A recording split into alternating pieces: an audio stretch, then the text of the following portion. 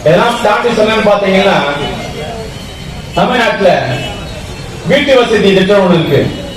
அந்த வீட்டு வசதி திட்டத்துல ஒவ்வொரு பயனாளிக்கு எவ்வளவு கட்டணும் பாத்தீங்கன்னா கிட்டத்தட்ட 12 லட்சம் ரூபாய் கட்டணும். ஆனா இதுக்கு ஒன்றிய அரசாங்கம் தருகின்ற பங்கீட்டு தொகை பார்த்தா வெறுமனே 1.5 லட்சம் தான். கிட்டத்தட்ட ஒரு 12 லட்சம் ரூபாயை தமிழ்நாடு அரசாங்கமே நிதி நிலைமை சரியில்லை என்று சொன்னாலும் கூட மக்கள் நலனுக்காக செலவிட்டுக் கொண்டிருக்கு. இது மட்டுமான்னு பார்த்தா தமிழ்நாடு தான் இருக்கிறதுலயே வரி அதிகமா தருது. இந்தியாவில் இருக்க அனைத்து மாநிலம் பார்த்தா தமிழ்நாடு மட்டுமே வரி அதிகமா கொடுக்கும் ஒன்றிய அரசாங்கத்திற்கு. அப்புறம் இந்த ஒன்றிய அரசாங்கம் தமிழ்நாட்டிலிருந்து வாங்குற வரிய நமக்கு எவ்வளவு திருப்பி கொடுக்குதுன்னு பாத்தீங்கன்னா, உதாரணமா தமிழ்நாடு 1 ரூபாய் கொடுத்தா ஒன்றிய அரசாங்கம் திருப்பி செலுத்துகின்ற தொகை நமக்கு வெறுமனே 29 பைசா தான். ஆனா இதுவே உத்தரப்பிரதேச மாநிலம் ஒன்றிய அரசாங்கத்துக்கு தருகின்ற தொகை வெறும் 1 ரூபாய் இருந்தா ஒன்றிய அரசாங்கம் உத்தரப்பிரதேசத்துக்கு திரும்பி தருகின்ற தொகை என்பது 2 ரூபாயா இருக்கு. இதுதான் ஓரவஞ்சனை. இது மட்டும் பார்த்தா ஒன்றிய அரசாங்கம் இந்தியாவில் இருக்கின்ற அனைத்து மாநிலத்திற்கும் நிதி எப்படி பங்கிட்டு கொடுக்கணும் பாத்தீங்கன்னா, கிட்டத்தட்ட 14 லட்சம் கோடி ரூபாயை இந்தியாவில் இருக்கின்ற அனைத்து மாநிலத்திற்கும் ஒன்றிய அரசாங்கம் பிரிச்சு தரணும். ஆனா ஒன்றிய அரசாங்கம் தமிழ்நாட்டிற்கு இதுவரை எவ்வளவு கொடுத்திருக்கு அப்படின்னு பாத்தீங்கன்னா வெறுமனே 55 லட்சம் கோடி தான். ஆனால்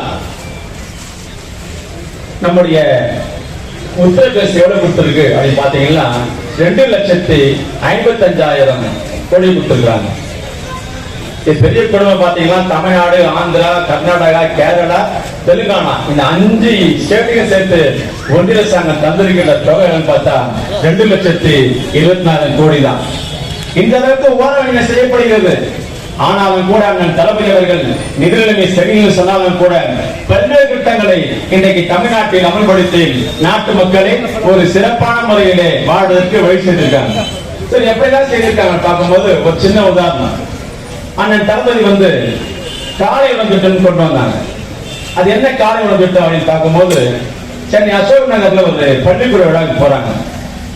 தமிழ்நாடு முதலமைச்சர் தளபதி அந்த பள்ளி விழாக்க போகும்போது வரவேற்று அந்த மாணவிகள் மத்தியில பேசுறார். ஒவ்வொரு மாணவியா கேட்டு வர சாப்பிட்டியாமா அப்படின்ற. அது ஒரு மாணவி சொன்னது சாப்பிடல அப்படின்னு. ஏன்னு கேக்குற, வீட்டுல சமைக்கல.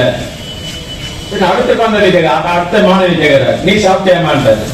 அந்த மாணவியும் இல்ல அம்மா வேலைக்கு போயிட்டாங்க, மணி ஆயிடுச்சு, அதனால சாப்பிடல அப்படின்னு. சரி, 3வது மாணவி கேக்குறாங்க, நீ சாப்பிட்டியாமான்னு. அந்த மாணவியும் சொல்லுது வீட்டுல சமைக்கல அப்படின்னு. அப்பதான் நான் தளபதி எண்ணத்தில் வீழ்த்தது, செவிக்கு உணவளிப்பதற்கு முன்னால் வயிற்றுக்கு உணவளிக்க வேண்டும் என்று அண்ணன் தளபதி கொண்ட திட்டம் தான் அந்த காலை வந்திருப்பார். திட்டத்தோட நோக்கத்தின்படி பாத்தீங்கன்னா ஒவ்வொரு ஆண்டும் சுமார் 5 லட்சம் மாணவர்களுக்கு பயிற்சி தரலாம் திட்டமிட்டாங்க.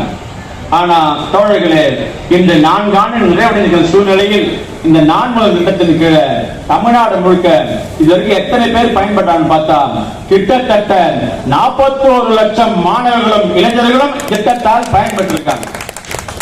சரி, இந்த பயிற்சி பெற்ற 41 லட்சம் மாணவர்கள் எத்தனை பேர் வேலை வாய்ப்பை பெற்று வேலைக்கு போயிருக்காங்க அப்படி ஒரு சர்வே எடுத்தப்போ அந்த சர்வேயின் முடிவு சொன்னது, 4 திட்டத்தின் கீழே பயிற்சி பெற்ற 41 லட்சம் மாணவர்களில் கிட்டத்தட்ட 2,28,383 மாணவர்களும் இளைஞர்களும் வேலை வாய்ப்பை பெற்று இன்னைக்கு வேலைக்கு போயிருக்காங்க தகவல் சொன்னாங்க.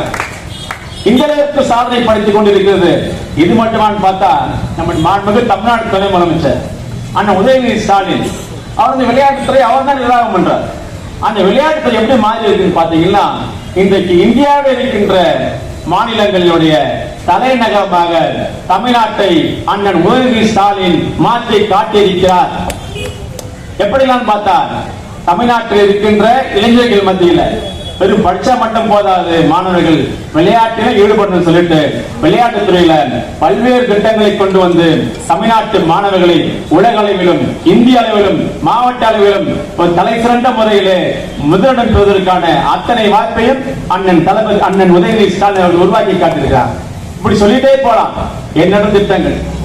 சரி, தமிழ்நாடு முதலமைச்சர் உழைக்கிறார், அவர் கீழே துணை முதலமைச்சர் உழைக்கிறார். அது கீழே இருக்க மக்கள் என்ன பண்றாங்க அப்படின்னு பாத்தீங்கன்னா, நாங்கெல்லாம் உதாரணமா நாங்கெல்லாம் ஜெயிச்சு, நானும் ஆர்டி சேகர் எபினேஸ்லாம் ஜெயிச்சுட்டு வெற்றி பெற்றுட்டு அண்ணன் தளபதிகிட்ட வாழ்த்து வாங்கலாம்னு போனப்போ அவர் எங்களை பார்த்து சொன்ன ஒரே ஒரு வார்த்தை என்னன்னு பாத்தீங்கன்னா, இது நாள் வரை மக்கள் சட்டமன்ற உறுப்பினர் தேடி வந்த காலம் போய் இன்று முதல் சட்டமன்ற உறுப்பினர்கள் மக்களை தேடி சென்றார்கள் என் நிலவை நீங்களாம் உருவாக்கணும், போயிட்டு வாங்கன்னு சொன்னார். அது நாங்கள் இதுவரைக்கும் கடைபிடிச்சிட்டு இருக்கோம். எப்படிலாம் பார்த்தீங்க, எப்பெல்லாம் எங்களுக்கு வாய்ப்பு கிடைக்குது சட்டமன்றத்தில், அப்பெல்லாம் தொகுதி மக்கள் நலன் சார்ந்து கேள்வி எழுப்போம், தொகுதி மக்கள் நலன் சார்ந்த திட்டங்களை கேட்போம், தொகுதி மக்கள் பயனடைந்த எங்களுடைய நேரத்தெல்லாம் நாங்க உழைச்சிட்டே இருக்கோம். இப்பதான் பாத்தீங்கன்னா நாங்களும் கையை உயர்த்தி என்னுடைய தொகுதிக்கு என்னென்ன தேவையை தெரிவிக்கிறாங்க சட்டமன்ற தொகுதி, அதெல்லாம் நானும் கேட்பேன். அதே மாதிரி நம்ம எபினேசர் ஆர்கே நகர் தொகுதி என்னெல்லாம் தேவையோ அவரும் கேள்வி கேட்பார். அதே மாதிரி இந்த தொகுதியில் சட்டமன்ற உறுப்பினர் அன்பிற்கே ஆர்டி சேகர் அவரும் கையை உயர்த்துவார். சட்டமன்றத்தில் வாய்ப்பு கிடைக்கும், கேட்கும் போதெல்லாம் அவர் கேட்கிற ஒவ்வொரு கேள்வியுமே தொகுதி நலன் சார்ந்தா இருக்கும். ஒரு நாள் ஒரு கேள்வி கேட்பார், என்னுடைய பெரம்பூர் சட்டமன்ற தொகுதிக்கு அரசினுடைய ஐடிஐ வர வேண்டும் கேட்பார். அதுக்கான வேலை நடக்கும். இன்னொரு நாள் என்ன பண்ணுவாரு பாத்தீங்கன்னா, இங்க இருக்க எருக்கஞ்சேரி, சின்னாண்டி குப்பம், எம்ஜிஆர் நகர், சஞ்சய் நகர், இங்க மக்களுக்கெல்லாம் பட்டா கொடுன்னு சொல்லுவார். அதுக்கான வேலை நடக்கும்.